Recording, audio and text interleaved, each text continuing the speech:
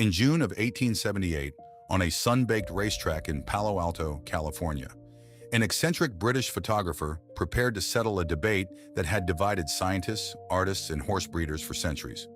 The question was disarmingly simple. When a horse gallops, does it ever have all four hooves off the ground at the exact same moment? To the human eye, a galloping horse was nothing more than an unpredictable blur. Master painters had depicted them for thousands of years flying through the air with their legs stretched wide like rocking horses. But nobody actually knew the truth. To find out, photographer Eadweard Muybridge lined up 24 custom-built cameras along the track, each equipped with instantaneous mechanical shutters attached to delicate threads. As a racehorse named Sallie Gardner sprinted past, she snapped each thread in rapid succession. What emerged from those wet glass plates was not just an answer to a trivial wager. It was the birth of a new medium that would forever alter how humanity records time, perception, and reality itself. Before he captured motion, Eadweard Muybridge was already a man defined by tragedy, brilliance, and obsession.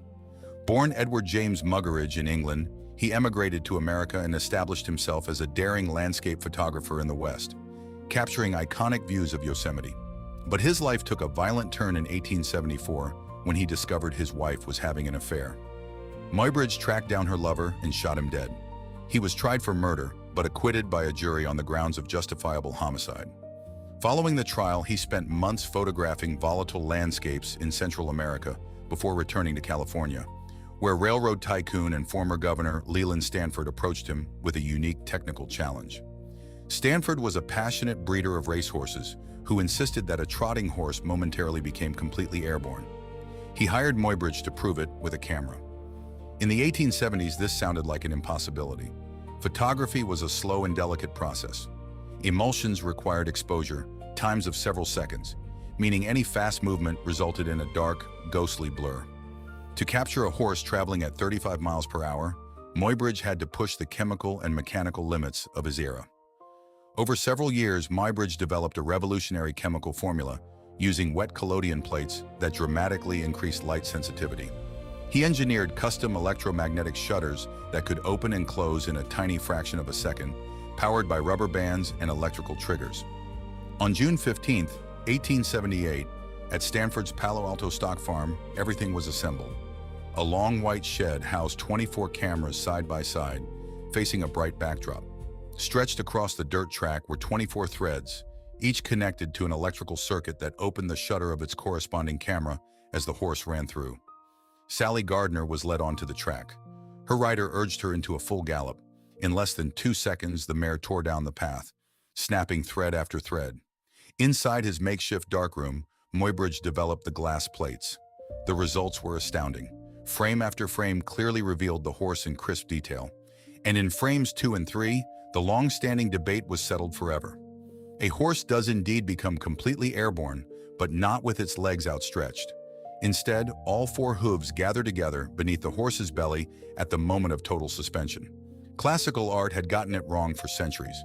Capturing still frames was only the first half of the revolution. Bringing them back to life was the next leap forward. In 1879, Muybridge invented the zoopraxiscope, a device that projected images painted onto spinning glass discs in rapid sequence. For the first time in history, audiences gathered in darkened rooms to watch fluid, realistic movement projected onto a wall.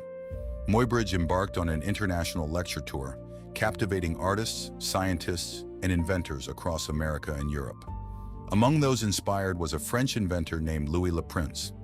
In 1888, using a single-lens camera and paper film strips, Le Prince recorded a 2-second clip of his family walking in a garden in Leeds, England.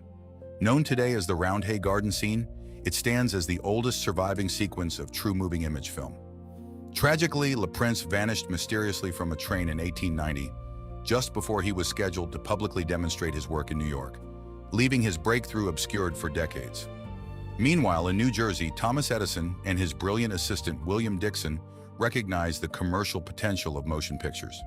Dixon invented the kinetograph camera and the kinetoscope, a wooden peephole cabinet that allowed individual viewers to watch short, looping films recorded on flexible celluloid tape.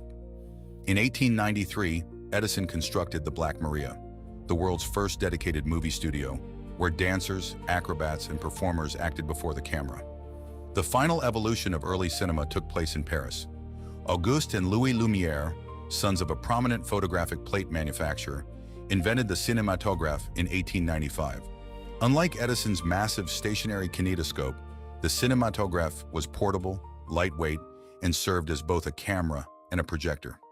On December 28, 1895, in the basement of the Grand Café in Paris, the Lumière brothers held the first commercial, public screening of projected motion pictures for a paying audience. They showed 10 short films, including workers leaving their family factory and a baby eating breakfast. The effect on the audience was profound. When they screened a train pulling into a station, legend holds that viewers recoiled in panic, believing the locomotive on screen was about to burst into the room. Cinema, as a shared collective experience, had officially arrived. What began as a simple inquiry about the stride of a racehorse transformed human culture in ways Muybridge and Stanford could never have fully comprehended. The motion picture altered our relationship with time itself. It gave humanity the power to freeze the fleeting moment, preserve the forgotten past, and construct entirely new worlds out of light and shadow. Today, billions of video frames are recorded every second across the globe. We carry high-definition cameras in our pockets, taking for granted our ability to capture life in real time. Yet every frame of every film ever created traces its lineage back to a dusty track in Palo Alto, 24 wire-triggered cameras, and a galloping mare named Sallie Gardner. In learning how to capture a single split second, we learned how to make time stand still.